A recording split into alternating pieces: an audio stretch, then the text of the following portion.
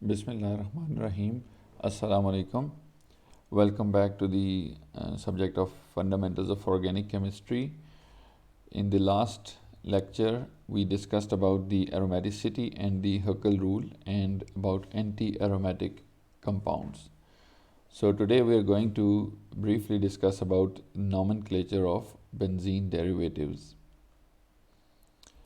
So before this benzene and aromatic hydrocarbons chapter, we have already studied about the hydrocarbons and their IUPAC nomenclature as well.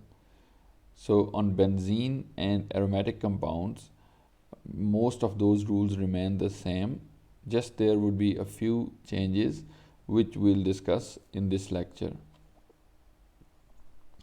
So the nomenclature of benzene derivatives follows the same rules used for other substituted hydrocarbons like chlorobenzene.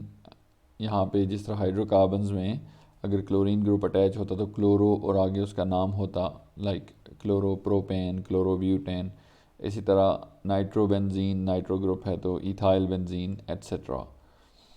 सो जो nitro group है ये resonating forms में draw किया जा सकता है. इसकी इस तरह से डिटेल है.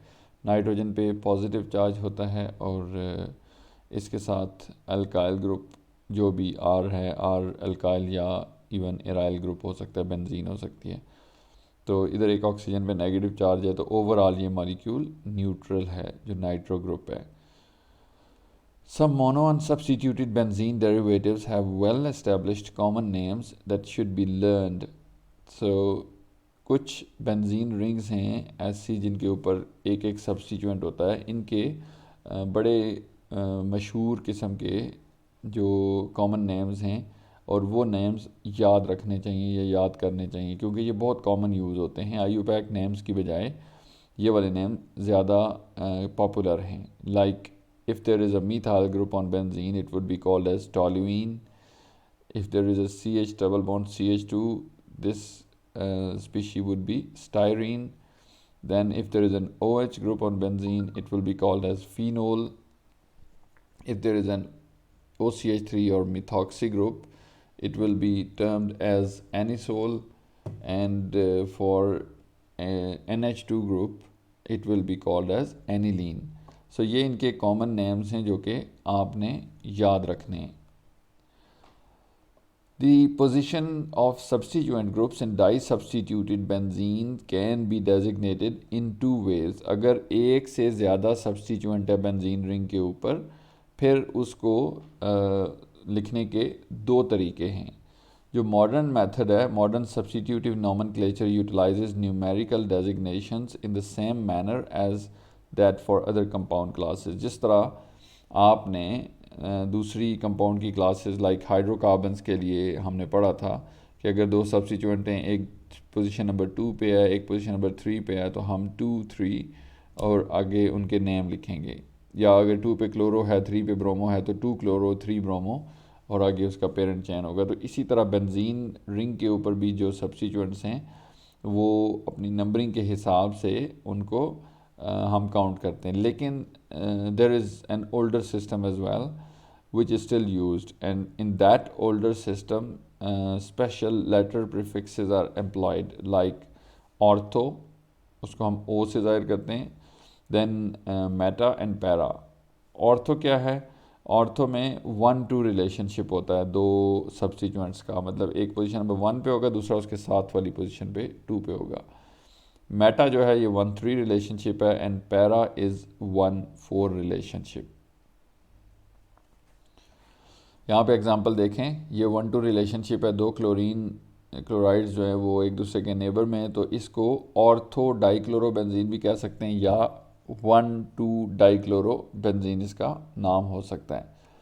इसी तरह इस कंपाउंड को देखें.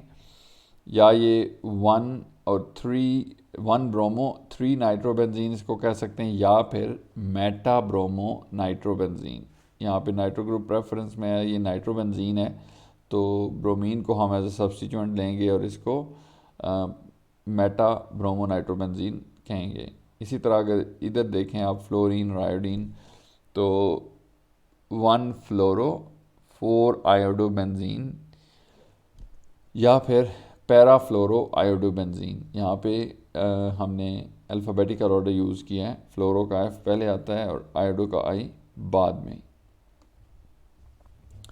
As these examples illustrate, when none of the substituents qualifies as a principal group, the substituents are cited and numbered in an alphabetical order. अगर कोई भी सब्सटीट्यूएंट प्रिंसिपल ग्रुप के तौर पे ना क्वालिफाई करता हो, मतलब एक ग्रुप को आप प्रिंसिपल ग्रुप मानेंगे, जिस तरह ये पिछले ये एग्जांपल्स थी, यहाँ जिस तरह नाइट्रोबेंजीन है, ये प्रिंसिपल ग्रुप नाइट्रो है और ब्रोमीन इस पे सब्सटीट्यूएंट है। यहाँ पे आयोडोबेंजीन है, इट मीन्स कि प्रिंसिपल ग्रुप आयोडीन है और फ्लोरीन इसके ऊपर सब्सटीट्यूएंट है।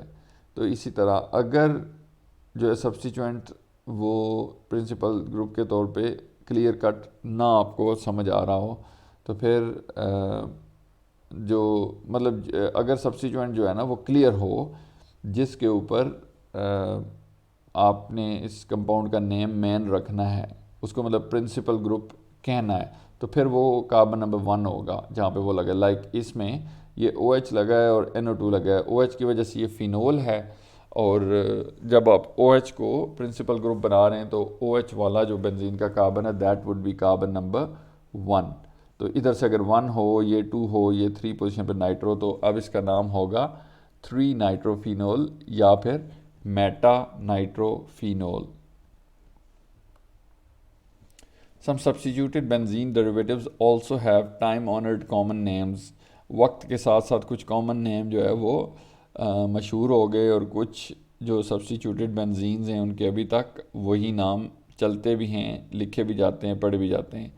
फॉर एग्ज़ाम्पल जो डाई मिथाइल बेंजीन्स हैं, चाहे वो ये दोनों डाई मिथाइल ऑर्थो पोजीशन पे हैं, मेटा पे हैं या पैरा पे हैं, इनके ख़ास नाम्स हैं। तो जहाँ पे ये आपस में इकट्ठे हैं 1-2 पोजीशन पे हैं, इनको ज़ाइलीन्स कहते हैं।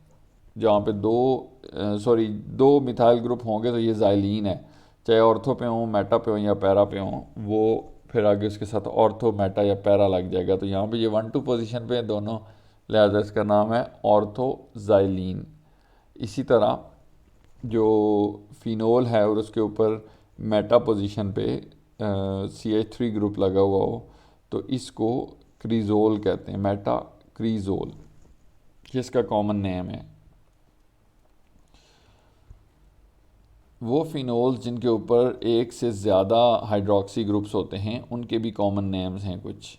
अगर तो वो दोनों हाइड्रोक्सी ग्रुप 1-2 पोजीशन में लगे हुए हैं, यानी कि ऑर्थो पोजीशन के अंदर, तो इसको कैटिकोल कहते हैं। तो कैटिकोल का ये स्ट्रक्चर होगा। अगर ये दोनों OH ग्रुप आपस में मेटा रिलेशनशिप के अंदर हैं, तो then this is called as resorcinol. And if those OH groups are at para position to each other, then we called it as hydroquinone. तो ये इनके कॉमन नेम्स हैं। जब किसी बेंजीन डेरिवेटिव के ऊपर एक से ज़्यादा सब्स्टिट्यूएंट मौजूद हों, तो फिर ऑर्थो मेटा पैरा वाली डेजिग्नेशन नहीं इस्तेमाल हो सकती। सिर्फ़ और सिर्फ हमें सब्स्टिट्यूएंट्स की पोजीशन और नंबरिंग को मद्देनज़र रखना होता है। फॉर एग्ज़ाम्पल इस पहले कंपाउंड को देखें, 1 2 3, यहाँ पे ब्रोमीन है, फ्लोरीन है, फ्लोरीन है। तो अगर आप अल्फ़ाबेटिकल ऑर्डर देखें तो पहले ब्रोमो आएगा, फिर फ्लोरो। तो एक ब्रोमो है, 2 फ्लोरीन है, तो डाई फ्लोरो हो जाएगा। नंबरिंग क्या है, ब्रोमो 1 पे है और फ्लोरीन 2 और 3 पे है, तो आप इसको लिखेंगे 1 ब्रोमो, ये 1 पे ब्रोमो, 2 3 डाई फ्लोरो बेंजीन। ठीक हो गया, बेंजीन आपने आखिर में ऐड करना ही करना है। इसी तरह इस वाले को देखें, ये OH लगा है तो इसको फिनोल हम क्लास कंसिडर करेंगे, और अब इसको नंबर 1 देंगे, 2 3 4 5, तो 2 इथॉक्सी 5 नाइट्रोफिनोल, ये इसका नाम होगा। Sometimes it's simpler to name a benzene ring as a substituent group. बाज़ वक़्त ऐसा होता है कि बेंजीन रिंग पूरे का पूरा एक सब्सटीट्यूएंट के तौर पे इस्तेमाल हुआ होता है। तो जब बेंजीन रिंग या सब्सटीट्यूटेड बेंजीन पूरे का पूरा एज अ सब्सटीट्यूएंट इस्तेमाल हो रहा हो, तो उसको एराइल ग्रुप कहते हैं। मतलब बेंजीन का कोई जो मालिक्यूल है, एक रिंग है, वो एज अ सब्स्टिट्यूएंट काम कर रहा है, तो उसको एराइल ग्रुप कहते हैं। एंड ये टर्म बिल्कुल अल्काइल से मिलती जुलती है जहाँ पे लेकिन अल्काइल जो था वो नॉन एरोमेटिक कंपाउंड्स में था, सॉरी नॉन एरोमेटिक कंपाउंड्स में था, और जो एराइल है ये बेंजीन से रिलेटेड कंपाउंड्स के अंदर होगा। When an unsubstituted benzene ring is a substituent, it is called as a phenyl group. जब बेंजीन के ऊपर कोई और सब्सटीट्यूएंट ना लगा हो, सिर्फ बेंजीन रिंग इटसेल्फ एक सब्सटीट्यूएंट हो, तो उसको फिनाइल ग्रुप कहते हैं। फिनाइल को पीएच इस तरह भी लिखते हैं और समटाइम इसको इसके मॉलिक्यूलर फार्मूला से भी लिखते हैं C6H5 और आगे एक सिंगल बॉन्ड होगा इसका इस तरह लगा हुआ, तो ये फिनाइल ग्रुप होगा। यहाँ पे आप देखें दो फिनाइल हैं और दरमियान में ऑक्सीजन है, ये एक ईथर है, तो इसका नाम क्या होगा, डाई फिनाइल ईथर। इसका क्या नाम होगा, डाई फिनाइल ईथर। तो इसको आप तीन मुख्तलिफ तरह से इस स्ट्रक्चर को लिख सकते हैं। एक तो ये जो पहले नंबर पे आपको दो बेंजीन रिंग के दरमियान ऑक्सीजन नज़र आ रही है, फिर इनकी जगह अगर आप सिर्फ C6H5 लिख लें, ये भी फिनाइल ही है, या सिर्फ पीएच लिख लें तो इस तरह से भी करेक्ट है। तो इस स्ट्रक्चर को तीन मुख्तलिफ तरीक़ों से लिखा जा सकता है। अगर बेंजीन के ऊपर एक CH2 ग्रुप भी लगा हुआ हो तो उसको बेंजाइल ग्रुप कहते हैं। उसको क्या कहते हैं, बेंजाइल ग्रुप। देखें ये PHCH2-Cl, तो ये इसका नाम क्या होगा, बेंजाइल क्लोराइड। इसका क्या नाम होगा, बेंजाइल क्लोराइड। यहाँ पे आपने बहुत केयरफुल रहना है कि फ़िनाइल और बेंजाइल के अंदर डिफरेंस रखना है कि बेंजाइल जो है वो उसमें फ़िनाइल के आगे CH2 ग्रुप भी होता है और जो खाली फ़िनाइल है वो सिर्फ बेंजीन रिंग होता है। बाज़ औक़ात स्टूडेंट जो है ना इन नामों को एक जैसा समझने लग जाते हैं, लेकिन ये एक जैसे नहीं हैं, ये दोनों डिफरेंट नेम हैं, एक बेंजाइल है और एक फ़िनाइल है। So that was all about the nomenclature of aromatic compounds।